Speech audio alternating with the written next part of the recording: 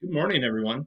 Let's try these two problems, and I will kind of let you know everything we do today is technically a review. We're finalizing our skills so we can be ready to take our test this Thursday in class. And there's a slide that kind of goes over everything that will be on the test so you know what to expect. My goal today is just to give you guys a little bit more insight on solving problems that we've seen this unit. So, our goal for number one is to simplify the trig function with no denominator.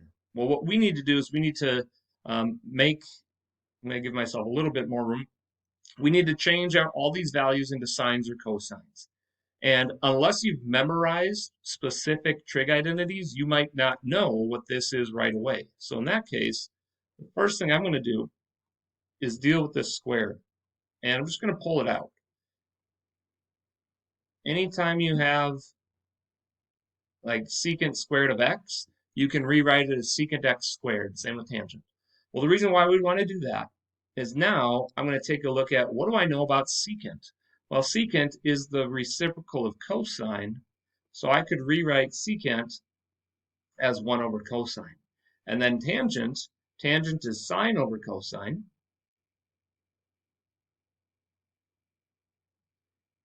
And then we just got to remember that these are both squared, and we're subtracting them. So then I'm going to rewrite this. I'm going to square each numerator. If I square 1, I get 1. If I get cosine squared on the bottom. And then up top, I get sine squared over cosine squared. And the nice thing about this, you'll notice that the fractions already have the same denominator. So since they both have a cosine squared, I can rewrite this as 1 minus sine squared over cosine squared. And then we know that there was this, I'm going to think of this as side work, but we know that sine squared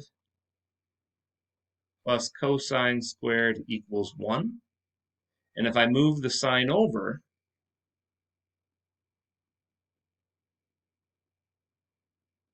then I can replace 1 minus sine squared with cosine. And you don't need to show this work in green. If you know what it is, if you know that 1 minus sine squared will be cosine squared, then you can just replace that. And now I have cosine squared over cosine squared. Well, those reduce out, and I get 1 over 1 or 1. So this whole thing turns into 1 because of how we know the trig identities work. Number 2 is basically the same concept, except for it just has different trig functions. We're dealing with cosecant instead of secant. So I'm going to do that same work. I'm going to think of this. I'm going to do 2 steps in 1 here. So I'm going to pull the squared out. And then instead of cosecant is the reciprocal of sine. So I'm just call that 1 over sine. Well, then I'm going to square the top and square the bottom. So I get 1 squared, which instead of writing 1 squared, we can write 1 over sine squared. And now we have an option here. This 1 right here, this minus 1, I want to subtract that from sine squared of x. So I'm actually going to rewrite this as a creative form of 1. Right? Sine squared minus sine, or sine squared over sine squared is 1. So that's where this came from. And the whole reason why I would do that is similar to what we have up here. Then I have same denominators. And since the denominators are the same, I can combine those together and I get 1 minus sine squared of x over sine squared. Well, now notice we have the exact same thing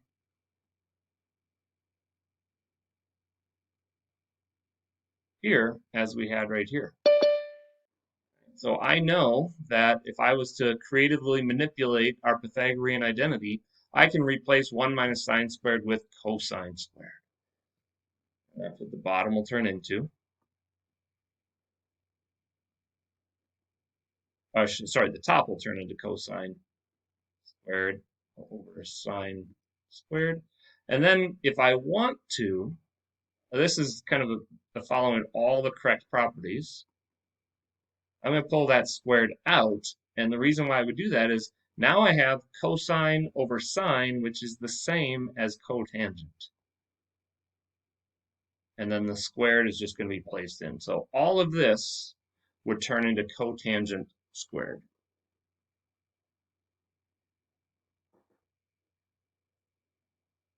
All right, so those are trig identities. You are definitely going to have to do a handful of those on the test. And it's all about knowing your reciprocals and this sine squared plus cosine squared equals 1. And then you can do anything that you need to. Okay, so what is on the test here, and what can you expect for this Thursday in class? Well, the test is 12 questions long. It's worth 42 points. It's based off of all the Delta Math homework that we did. You get 8 points for submitting your worked out solutions to Schoology. So the 42 plus the 8 gives us a total of 50 points for this Chapter 5 test. We covered section 5.0, which was really just the rules about fractions, right? How do we add, subtract, multiply, divide fractions? Now, we might not test you directly on those because that's technically fifth, sixth grade math standards. However, those skills you need to solve problems like we just did in the warm-up, right? You needed to know how to add and subtract fractions to do that warm-up that we just had. So that's why that section is in there. The bulk of everything you're going to see is 5.1 to 5.2. And then we have the review assignment that covers all of this anyways. So there's not really a ton of material on this test. It's trig identities, which we went over in the warm-up. However, I will give you the one trig identity that we're going to use quite often, right? That was the sine squared plus cosine squared equals 1. And then your reciprocal identities. That was basically, do you know what you know what sine, cosine, and tangent are? Actually, not sure if you want all this, but we know what tangent is, right? And then I've got the fact that we had cosecant of an angle was the same as 1 over sine. That's the reciprocal identity that we're talking about. And then we knew that secant, I always think of if I spell secant backwards, it kind of looks like cosine. So that's what helps me remember it. And then the other one is cotangent. And we know that if tangent is sine over cosine, then the reciprocal of that is cotangent, which is cosine over sine. So those are the last three are the reciprocal identities. And then the Pythagorean identity, actually, I miswrote this. The Pythagorean identity is this one right here. And you can do there are other Pythagorean identities. Just actually the two warm-ups were Pythagorean identities. However, we just only relied on this one here and we were able to discover all the other ones. So when we say trig identities, we mean sine, cosine, tangent. Okay. And then the other part was what we did on 5.2, and that was the solving. And if you remember, our goal for solving every time was isolate the trig value, right? Once you get sine, cosine, or cosecant, secant, cotangent, once you get that by itself, we use either algebra or factoring to get that isolated, and then we record all the solutions from 0 to 360 or 0 to 2 pi, depending on if it's degrees or radians. And we answered that by using the unit circle. So you do have to have that knowledge of the unit circle to be successful in this section. All right, so you can see here we got a couple slides. We're going to do some warm-up problems together in class, just so I can give you guys some feedback and figure out how and why these work. All right, so I want you to try this one.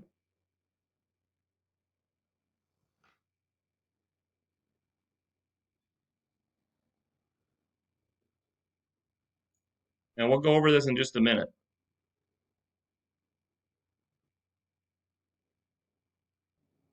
All right, let's go over this one. So I kind of did a little bit of work, but we know tangent squared is the same as tangent and then squaring. And then what we're going to do is we're going to place tangent with sine over cosine. And then if I square each piece, I get sine squared over cosine, just like we did in the warm-up. And then the last one here is we know that this one can be written as a better form. I'm going to rewrite cosine squared over cosine squared to represent this one. And now I can add my like terms because they've got the same denominators. So I get cosine squared plus sine squared on top all over cosine squared. And then the reason why I did this one, because it's very similar to the warm-up, but you'll notice that when you add those two together, that's our Pythagorean identity. That's equal to 1. Right? So this whole thing is 1, and what's left over then is 1 over cosine squared of x. And if I have 1 over cosine is the same as secant squared of x. So we're looking for that one.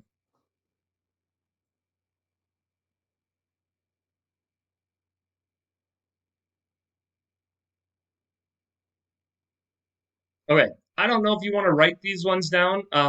The ones above, the two warm up and this one, they dealt with two pieces being added together. So this was dealing really with adding fractions or subtracting fractions. What about the multiplying and dividing? So what I'm going to do is I'm going to do number 1, and then I'll have you guys do number 2. All right, so watch how I do this one, and then I'll have you work on the bottom one. So we've got sine squared times cosine, or cotangent squared. Well, the first thing we're going to do is think of what's a better way to write cotangent. And cotangent is the reciprocal of tangent. So that's cosine squared theta over sine squared theta. And notice I just squared each one. Well, in this case, the sine squared theta originally can be written as a fraction as well. And if you notice, sine squared and sine squared, they go away because I'm multiplying fractions and I have the same factor on top and on bottom. So all that's left over is cosine theta over 1, but I don't really need that cosine theta over 1. I can just write my answer as cosine of theta squared. So I'd like you guys to try the second one here. This is division instead of multiplying, but go ahead and give that a shot. This one, so we can show it to you. Now, here's the thing that I always think of. When I see tangent divided by secant, remember, it can also be written as tangent with the divide sign instead of the divide bar. And some students prefer that, so you could rewrite it. The reason why we do that is we got to remember we actually don't love to divide fractions, right?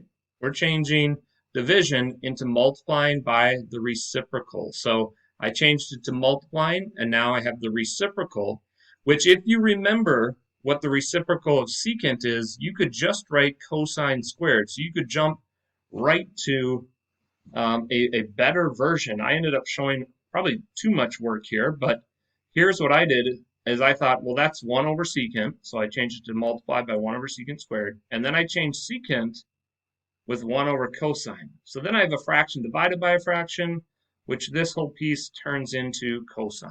So I'm hoping that you could go from here,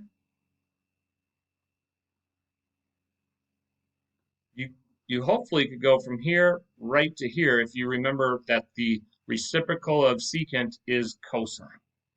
And then it's a very quick problem because now we want to think, all right, well, tangent is the same as sine over cosine. And then you have the cosines reducing out. And your answer is you're just left with sine. Right? Cosine on top, cosine on bottom, sine squared over 1. My answer is sine squared.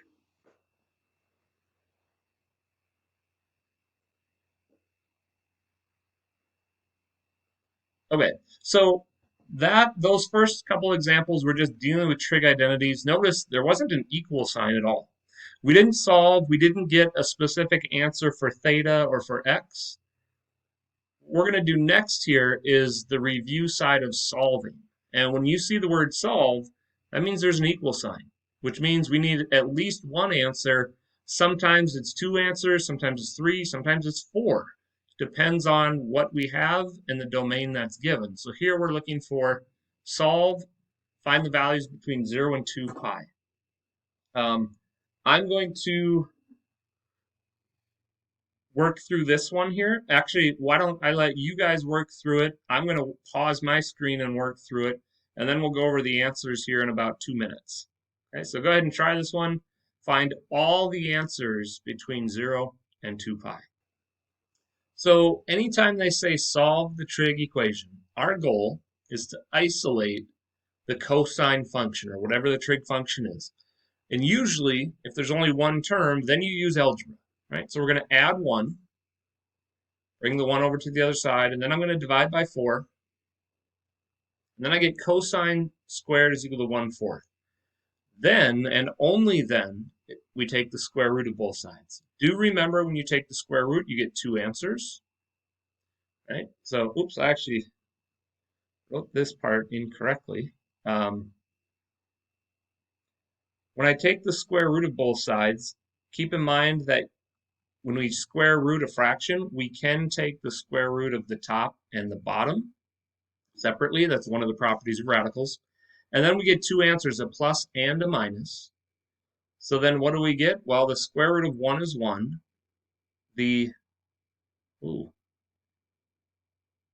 That's why I screwed that up. The square root of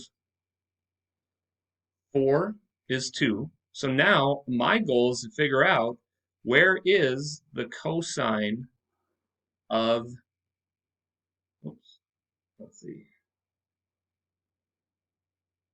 Where is the cosine of x at 1/2? Well, what we have to remember then is the cosine is always the x value.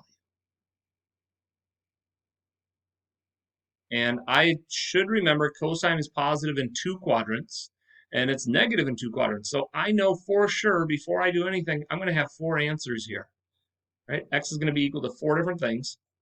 I actually made an error in this down here, so this will be wrong. But let's take a look. So now I have to figure out when is the x value 1/2. Well, think about that. If this was all the way to 1, 1/2 would be right here.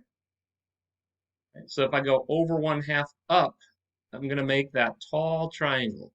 And the tall triangle is the 60-degree angle, which 60 degrees is the same as pi over 3. So I know that this x value in the unit circle is 1/2, and the other one is square root 3 over 2. Well, if cosine is the x value, and I'm looking for when it's equal to positive or negative 1/2, I know that pi over 3 is my first answer. All right, so some people like to put it out here, but pi over 3 is the first answer where cosine is positive. Now, where else is cosine positive? That's if I still take the x value being positive, I can move to the right and down, and that will put me right here, because this is at the spot positive 1/2 negative square root 3 over 2. Well, now I'm going all the way around except for a 60-degree chunk, which is a pi over 3. So the way I like to think about this is let's just place our spots. Here's 1 pi over 3, 2 pi over 3. Pi is really written as 3 pi over 3, and then 4 pi over 3. So this would have to be 5 pi over 3. And notice if I go back here, 6 pi over 3 is the same as 2 pi. So that's how you would set this up, and that's why it's important to know where the first quadrant is. Okay, so that means I have another answer when cosine is positive 1/2 at 5 pi over 3. And then the other question was, well, what about when it's negative, right? When it's negative, that would put me right here. is I would go over to the left 1/2 and up square root 3 over 2.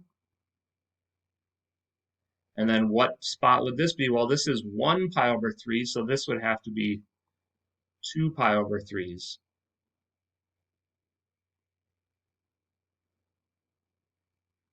Okay, and then the other one, if I reflect this down, I'm still going over 1/2.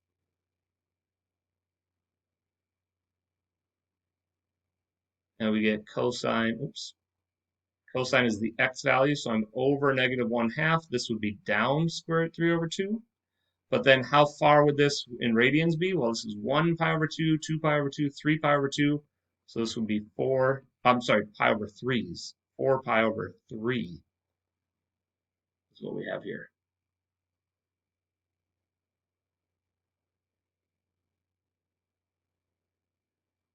All right, and there are my 4 answers. 2 of them are positive and 2 of them are negative for cosine. I feel like if you understand this, finding all 4 answers, then you're going to be really comfortable with any of these problems, because the only thing that changes then is how do we isolate the radical or the trig function. And that's what the goal for the next couple of items are. This one, I want to just go over quickly because this one is in degrees. So you may or may not be super comfortable with this. But let's just do this one together quickly. So notice the directions tell us that we're going from 0 to 360. So right away, we know we have to find the answer in degrees. And then it says if we need to round to the nearest tenth, which may tell us that this answer might not be possible using the unit circle. And if it's not, then we have to use our calculator. All right, so first thing we're going to do is isolate the trig value. Almost the same steps. We're going to subtract the 4.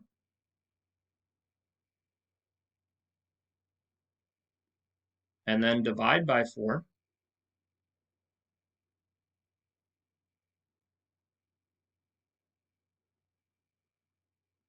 So my goal is to figure out when is cosecant of theta equal to -1. So this is the spot where we're not super familiar with solving the reciprocal functions. So we want to change this in terms of its reciprocal, which is 1 over sine.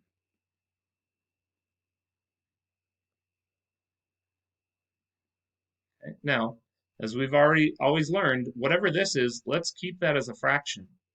Because watch what happens now. If I have 1 over sine, well, what if I flip both sides of the fraction? If I flip that, notice this becomes sine over 1, and this becomes 1 over -1, which a better way to write this is just calling the left side sine, and 1 over -1 is -1. So we actually don't even need a calculator, because we can find very quickly when is cosine, or excuse me, when is sine, which is the y value, when is the y value equal to -1? And that's one of my quadrantial angles. So super important to know these 4 spots.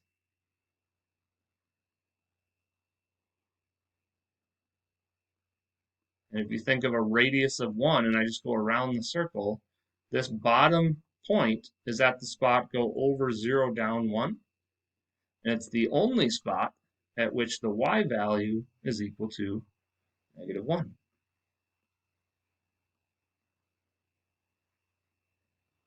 And then where is this located? Well, we want this in degrees, so we got 0 degrees, 90, 180, and to add another 90 to that, theta would be 270 degrees. So no calculator needed on this one.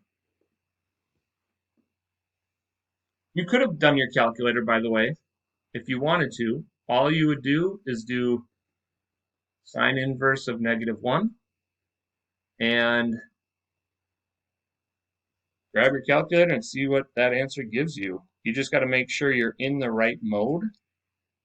we should get the exact same thing. Oh, this is a very interesting answer. If I did this in my calculator,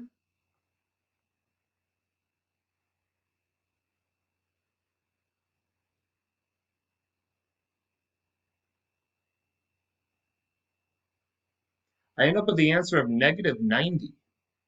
But notice, negative 90 is not in the interval from 0 to positive 360. But I do know that if I go negative 90 degrees, that's going clockwise. That still puts me at 270. So you can't always trust your calculator. You have to understand that that answer of negative 90 is really referring to 270 in the positive direction.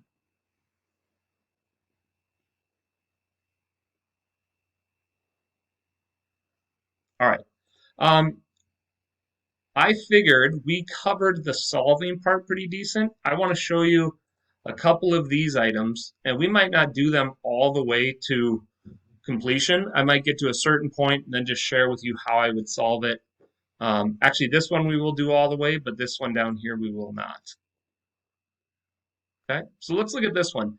I'll tell you what, this question, a style of this question, stumps my students calculus-wise every single time.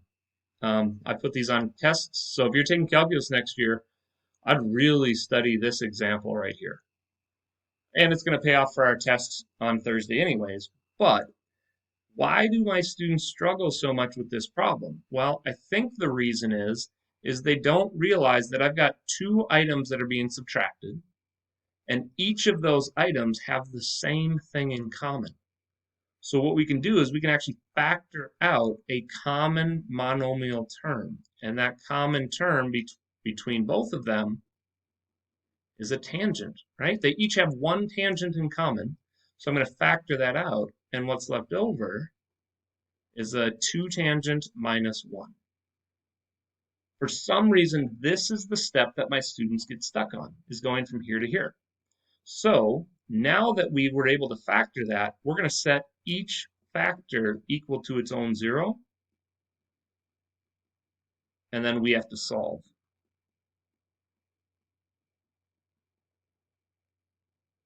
Right, now this one might be pretty quick. Here's the way I think of it. I don't love to think of tangent as tangent. I like to think of tangent as sine over cosine. And then if I have 0, that is the same as 0 over 1. So then I'm thinking on that unit circle, when is cosine equal to 1 and when is sine equal to 0? And in that location, that's where tangent is going to be 0. Now there's actually a little bit more to that, and I'll share that with you here, but think of this. When is sine 0? Well, sine is the y value, right? And cosine is the x. So if I go over 1 up 0, tangent is 0 right here at 0 degrees. Now, again, look at our answer. We want it in degrees. So I know that one of these answers is going to be right here at 0 degrees. But there's actually another one, because what if sine was negative? 0 divided by negative 1 is still 0. So we actually have to account for the other spot right here, and this is at 180 degrees. So I get two answers from this factor.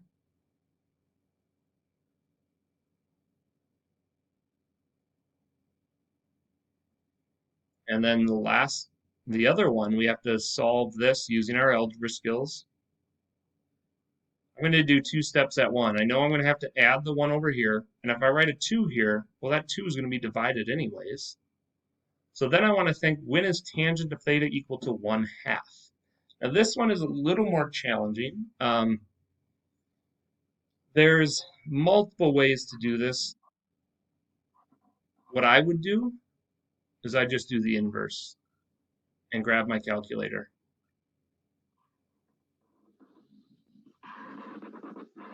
All right?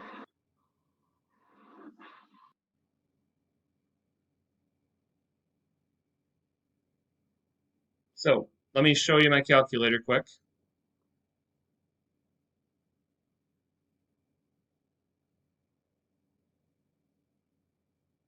And I want to do tangent inverse of 1/2, but I want that answer in degrees.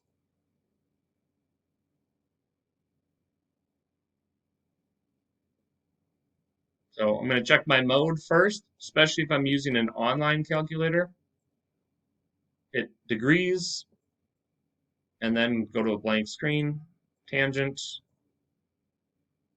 1/2, and there it is. Not super friendly, which is completely fine.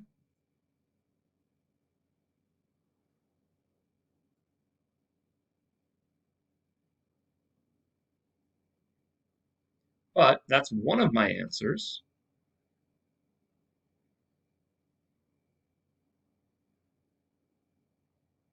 And they do say round to the nearest tenth. I'll tell you what, because of delta math specifically saying this, we want to make sure that this 5 rounds up to a 6.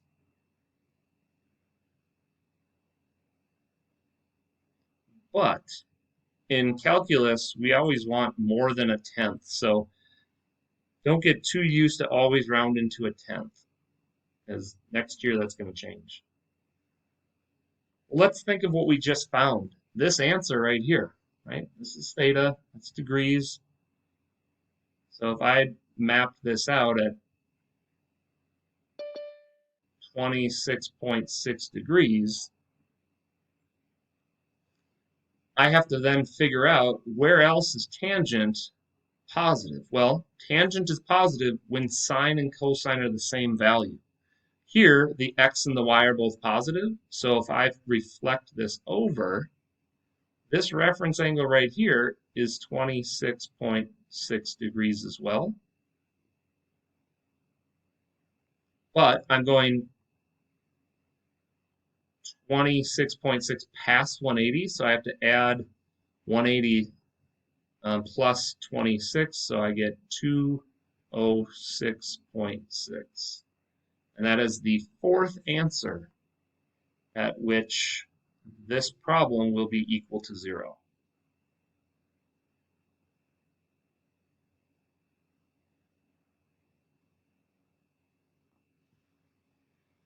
All right, so those are tricky. They're not easy problems. And I really hope that you guys have been able to follow along. I want and again, all these notes will be posted online, so if you ever need to go back and look at them, you can. But let's look at this problem right down here. Notice it's almost the same style. The only difference is this one has 2 terms, so we factored out a common monomial term. But what happens now when I have 3 terms and one of them is a constant? I can't factor out a cosecant away from just 20 because it doesn't have one. So in this case, a problem like this, and I don't know if you want to, I wouldn't write this one down, but you can do the u substitution like we talked about the other day. So what if I let u equal cosecant? Then it would be u squared minus 9u plus 20. And the only reason why we would do that is so it's easier for us to think of this as factoring. So I'm thinking, well, okay, well, what are the factors of positive 20 that add up to give me negative 9? Well, that's negative 5 times negative 4. And then how did I get u squared? That was u times u. So now I have this completely factored, and we're going to then go back to what we let u equal.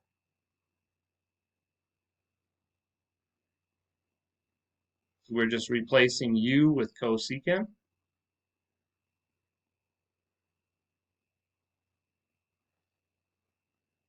And then we set each one equal to its own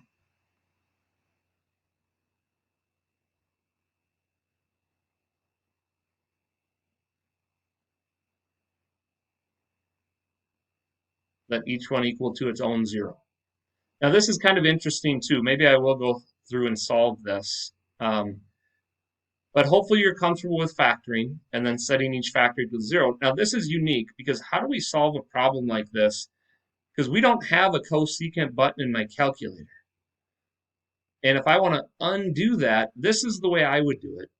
I would take the fact that I know cosecant is the same as 1 over sine of theta, right? And that has to equal -5, which I'm going to think of that as -5 over 1. So now, how would I do this in my calculator? Well, I don't want to yet. I want to flip both sides. I'm going to flip the left side and the right side. And instead of putting this as sine over 1, we can just call that sine, right? Because now I can grab my calculator and I can do the inverse of this reciprocal, and we'll get an answer. Right, so I'm just going to grab my calculator quick. I'm also going to double check the equation wanted it in degrees. So I need to make sure that I'm in degrees mode.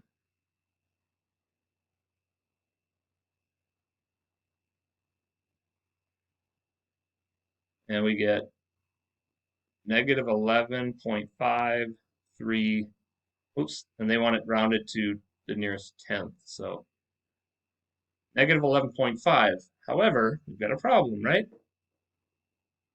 It's not in 0 to 360. So where else is sine negative? Sine is the y value, so that would be down here. And this is -11.5 degrees. Well, what is its positive counterpart? I want to find that orange angle, which is basically 360 minus 11.5, or 348.5 pi.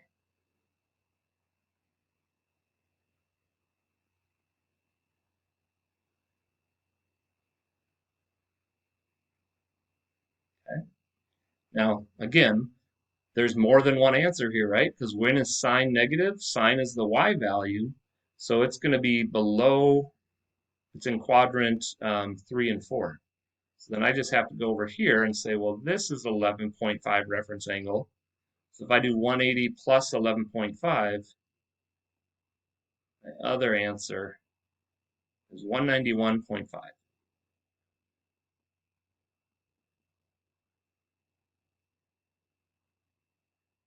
Okay.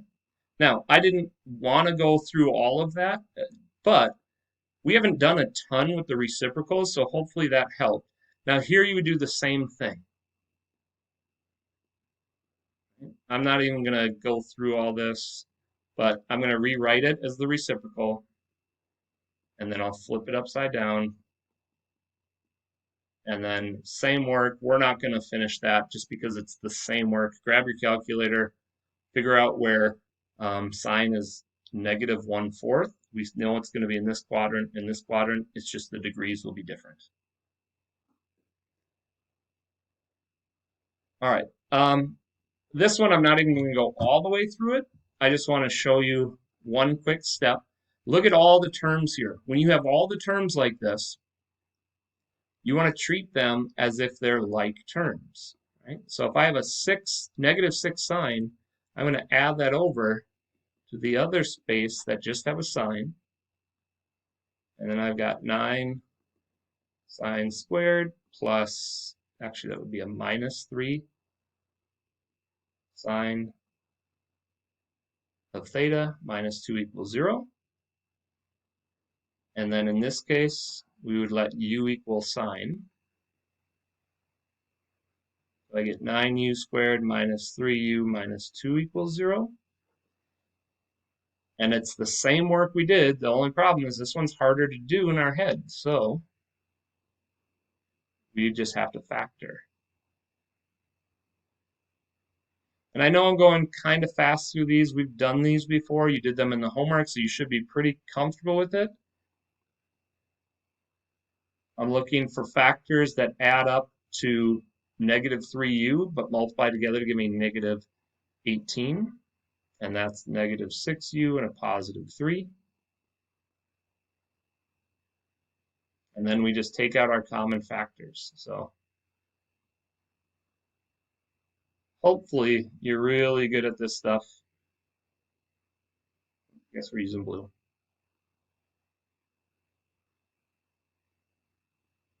And you can double check.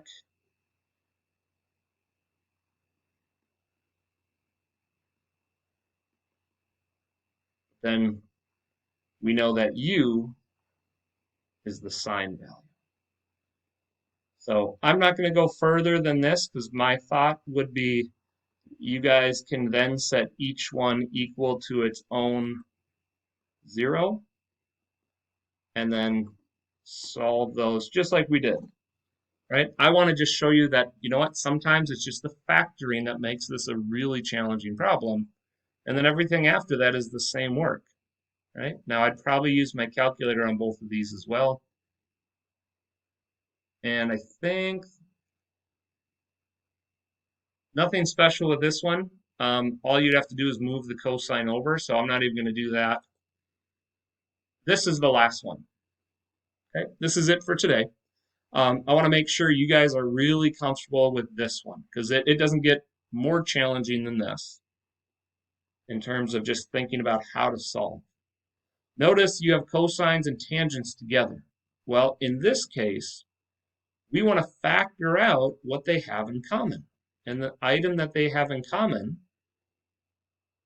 are both common tangents. Right? So if I pull a tangent out, I get 5 cosine of x minus 7 equals 0. And now we're just going to set each parenthesis equal to its own 0. And then we have to solve. And we've actually solved this one before. So I'm actually not even going to show the work. But when was tangent equal to 0? That's when the y value was 0 and the x was either a positive or a negative 1. Well, the only spots when y is equal to 0 is at 0 degrees and 180. So again, we just went over this, how to solve this part on a previous example. This spot, if I move the 7 and divide, you'll notice something. This is bigger than 1. So if you try this in your calculator, you're going to get an error, cosine inverse of 7/5. You should say domain error, which means we can't solve anything, and here are my answers. It's as far as we can go. So I tried to show you in the examples today something of everything, right? What happens when you get an error in your calculator? Okay. What happens when you have more than two, or you have two pieces? You got to factor out. So hopefully that was just a kind of a nice review and more feedback on what we have. All right, I'm going to post these notes as soon as we get done. I just want you to know what's expected for the rest of this week. So the homework tonight is to complete one problem from each category of the Chapter 5 Delta Math Review assignment. If you do that, that's technically your guarantee to 70% on the test if you complete one problem from each category. Now, usually what happens is I don't think anybody has ever scored less than 70% by doing this, meaning they've studied and they're ready for the test. All right, on Wednesday, your job is to study for the test, turn in any missing homework by Wednesday. Some of you have a ton of missing homework. Some of you didn't do the Chapter 4 test yet, so you got to get that turned in. Last chance is this Wednesday to submit all missing work. And then on Thursday, show up for class for attendance. We're going to take the Chapter 5 test in class. It's due at the end of the hour, and you will submit your worked out solutions to Schoology for that time. That's all I have today. If you have any questions, please stop into my office hours. Otherwise, have a great day, and we're done a little bit early.